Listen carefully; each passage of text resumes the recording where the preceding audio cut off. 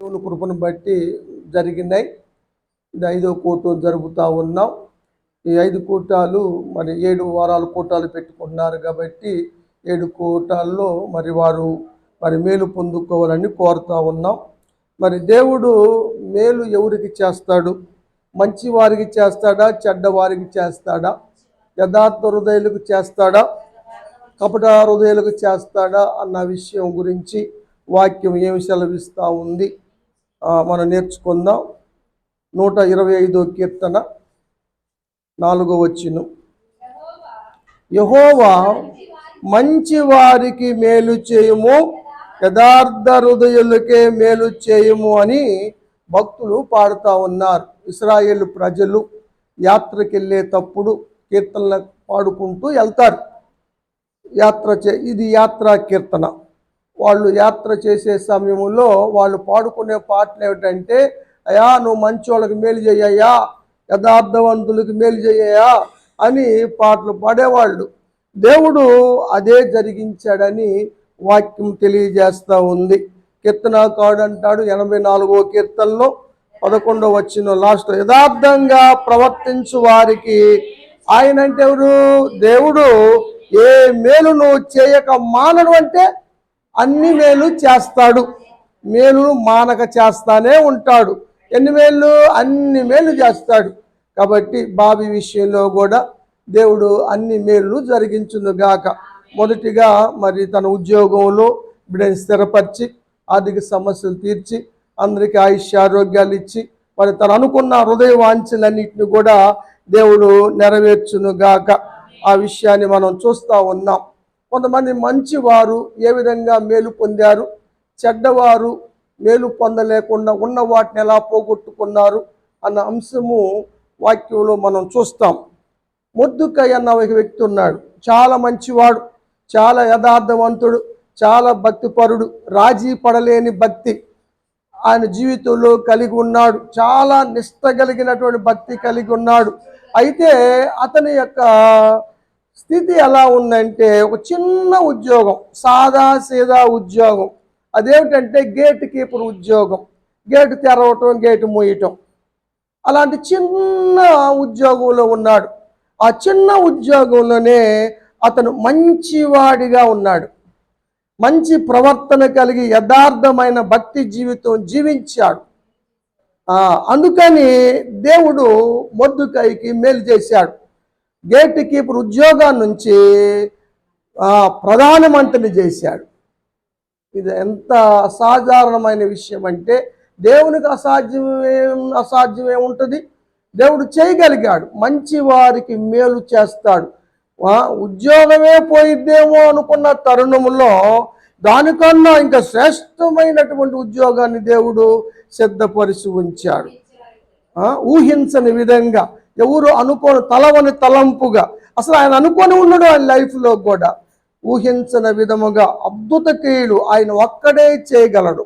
ప్రపంచములో సూచక్రియలైన అద్భుత కార్యాలైన ఆయన మాత్రమే చేయగలడని వాక్యము తెలియచేస్తూ ఉంది. అక్కడ అంతకుముందు ప్రధానమంత్రిగా ఉన్నాడు ఒక ఆయన పేరు ఆమాను. కొంచెం గర్విష్టి, కపట హృదయం గలవాడు, స్వార్థపరుడు, కీడు చేసే మనస్తత్వం కలిగిన వాడు ప్రధానమంత్రిగా ఉన్నాడు. కానీ దేవుడు అతనికి ఏ మేలు చేయలేదు. కానీ ఉన్న ఉద్యోగం ఊస్టింగ్ అయింది, ఉన్న ప్రధానమంత్రి పోస్టు పోయింది కదా. ఎస్తేరు కూడా మంచిగా ఉంది, అందరి దయ పొందింది. హామాను ప్రధానమంత్రి ఇల్లు ఎవరికి ఇచ్చారు తెలుసా? 8వ అధ్యాయం 1వ వచనం.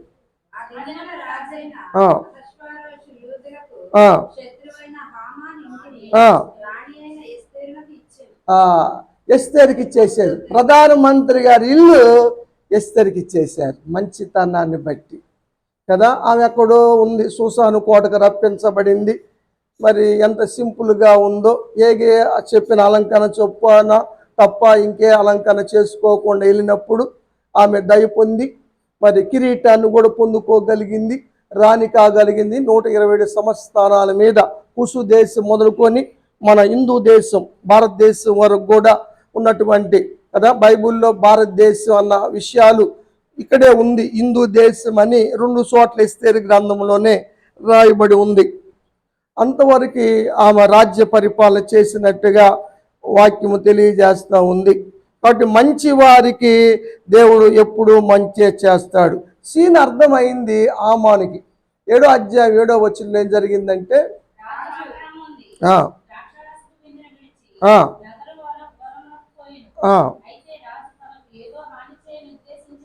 ఆమానుకు అర్థమైపోయింది ఏదో హాని జరగబోతుందన్న ఆయనక. ఇప్పుడు అర్థమైంది సీను.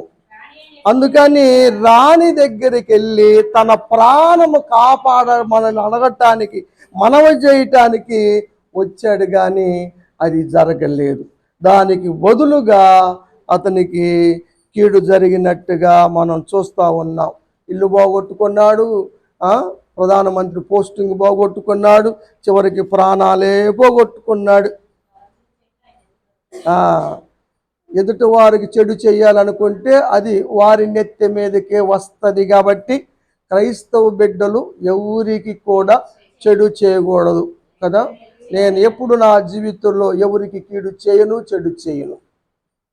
100 రకాలుగా చెప్పుకున్నా సరే నా మనస్సాక్షి నాకు తెలుసు, దేవునికి తెలుసు. ఎవరికి పొరపాటు శత్రువుకు కూడా అలా చేస్తే దేవుడు నాకు మంచి చేయడు. నేను మంచి చేస్తే దేవుడు నాకు మంచి చేస్తాడు. దేవుడు ఒక సూత్రాన్ని ఏర్పాటు చేశాడు. మీకు తెలుసు ఆ సూత్రం? మనం చేసిన దాన్ని బట్టి మనం పొందుకునేది ఉంటుంది అన్నది దేవుని న్యాయ విధి, చట్టం, దేవుని విధి. ఆ విషయాన్ని మీకు ఉదాహరణ చెప్తాను. దావీదు రాసిన కీర్తన 18వ అధ్యాయం 25వ వచనం.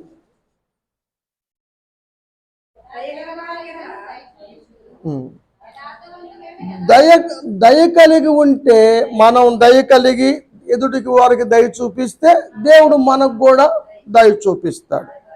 మనం యథార్థంగా ఉంటే దేవుడు కూడా మన పట్ల యథార్థంగా ఉంటాడు. మన సద్భావన కలిగి ఉంటే దేవుడు కూడా సద్భావన కలిగి ఉంటాడు. అంటే మనం చేసే విధానాన్ని బట్టే ఆయన చేసేది ఉంటుంది. మనం మంచి ఉంటే మంచి ఫలాలు ఉంటాయి, చెడుగా ఉంటే చెడు ఫలాలు ఉంటాయి. దేవుళ్ళలో మాత్రం తేడా లేదు, పక్షపాతం లేదు దేవునికి. దేవుడు మంచి చేస్తాడు కదా. మనం క్షమిస్తే ఆయన క్షమిస్తాడు, మనం ఇస్తే ఆయన ఇస్తాడు, మనం ఏ కొలత కొలిస్తే ఆ కొలతే కొలుస్తాడు. ఇది దేవుని న్యాయ విధి, దేవుని చట్టం, లోకపరమైన చట్టం కాదు.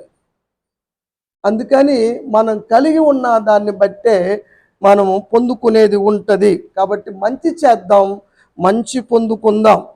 యేసేపు జీవితంలో కూడా మరి మంచివాడుగా జీవించాడు. దేవుడు మంచి వారికి ఏమిస్తాడో ప్రసంగి గారు రాశాడు. 2వ అధ్యాయము ప్రసంగి గ్రంథం 26వ వచనం. దైవ దృష్టికి మంచివాడుగా ఉండు వారికి దేవుడు జ్ఞానమును, తెలివిని, ఆనందమును దేవుడు అనుగ్రహిస్తాడు. ఆ విధంగా యేసేపుకి అనుగ్రహించాడు. చదువు లేకపోయినా, జిల్పా బిల్హా కుమారుల దగ్గర గొర్రెలు కాసిన, ఏ స్కూల్కి వెళ్ళకపోయినా, ఐగుప్తు దేశం అందరికన్నా కూడా నీలాంటి జ్ఞానవంతుడు మా దేశంలో లేదని దేశాన్ని పరిపాలిస్తున్నటువంటి ఫరో రాజు సైతం పొగిడాడు. ఇదంతా దేవుడు నీకు తెలియజేశాడు. నీ వలే జ్ఞాన వివేకం కలిగిన వాడు ఎవరు మా దేశంలో లేరు కదా.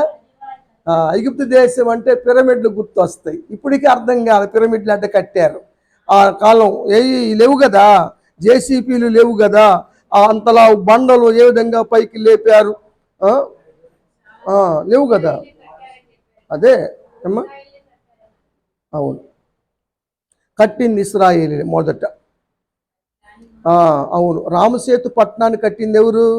ఇశ్రాయేలు ప్రజలే. అక్కడి నుంచే బయలుదేరదీసింది దేవుడు. ఆ, వాళ్ళని ఇబ్బందులు పెట్టి ఫరో రాజు వీళ్ళ చేత మట్టి పిసికిచ్చి ఇటుకలు కాల్చి అవన్నీ పట్టణం కట్టింపు చేసింది ఎవరినంటే ఇజ్రాయిల్ ప్రజల్ని. వాళ్ళే కట్టారు, వాళ్ళే జ్ఞానవంతులు. ఉం? కాబట్టి ఇస్కరియోతు యూదా గురించి యేసుప్రభు వారు చెడ్డవాడని చెప్పాడు కూడా. ఇలాంటి వాడు పుట్టకపోతేనే మేలని కూడా చెప్పినట్టుగా పరిశుద్ధ గ్రంథంలో మనం చూస్తాం. యేసేపును దేవుడు తీసుకెళ్ళి సింహాసనం మీద కూర్చోబెట్టాడు, అధికారం చేశాడు కదా. గొప్ప దేవుడు అనేకులు పోషించేవాడుగా అయ్యాడు, కుటుంబాన్ని పోషించేవాడుగా తన దగ్గరికి అందరిని రప్పించుకొని 70 మంది కనాను దేశాన్ని విడిచిపెట్టి ఐగుప్తు దేశానికి వచ్చారు. యోసేపు కాలంలో యాకోబు సంతతి అంతా కూడా కలిసి అందరిని పోషించాడు ఆయన. మీరు భయపడొద్దు, మిమ్ము మీ పిల్లలు నేను పోషించదని వాగ్దానం చేశాడు యాకోబు తర్వాత కూడా. కాబట్టి దేవుడు మంచి వారికి మంచే చేస్తాడు. కాబట్టి బాబీ జీవితంలో దేవుడు మేలైన కార్యములు, మంచి కార్యములు జరిగించును గాక. ఇంకా దీనికన్నా మంచి ఉన్నతమైన శ్రేష్టమైన స్థితిలోకి దేవుడు నడిపించును గాక. ఆ కుటుంబాన్ని, బిడలను, మరి ఈ కుటుంబాన్ని దేవుడు ఆశ్రయించి వర్ధలు చేయను గాక. దేవుడి మాట దీవించును గాక. సెకండ్ సెక్షన్ అభిషేక్ చెప్తాడు.